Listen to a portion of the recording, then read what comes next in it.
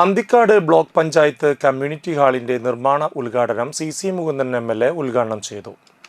President K Sasidharan അധ്യക്ഷനായി.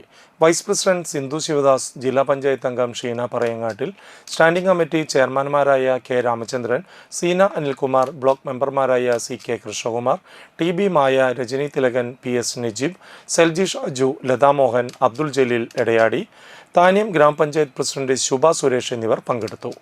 MLAയുടെ ആസ്തി വികസന ഫണ്ടിൽ നിന്ന് 2 കോടി രൂപയാണ് നിർമ്മാണത്തിനായി ആദ്യഘട്ടത്തിൽ അനുവദിച്ചിട്ടുള്ളത്.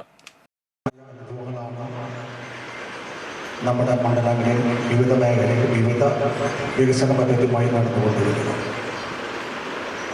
അപ്പം ഇങ്ങനെ ഒരു 2 കോടി രൂപ തരാനുണ്ടായ കാര്യത്തെ സംബന്ധിച്ച് ചിലത് പറയണം എന്ന് തോന്നുന്നു. പറയാതിരിക്കാൻ പറ്റില്ല. ഇതിൽ പറഞ്ഞില്ലെങ്കിൽ നമ്മളെവിടെ പോയി നിൽക്കുന്നു, എന്ത് ചെയ്യുന്നു എന്നൊക്കെ ചർച്ചകൾ പോയി വരാൻ സാധ്യതയുണ്ട്. ചിലപ്പോൾ ബ്ലോക്ക് മെമ്പർമാർക്ക് മാനസികമായ ചില വേദനകൾ ഉണ്ടാകാൻ സാധ്യതയുണ്ട്. എന്തായാലും അവിടെ പറയാതിരിക്കാൻ കഴിയില്ല ഉള്ളതുകൊണ്ടാണ് ചില കാര്യങ്ങൾ പറയണം എന്ന് ആലോചിച്ചത്. നമുക്ക് കൊറോണ വന്ന സമയത്ത്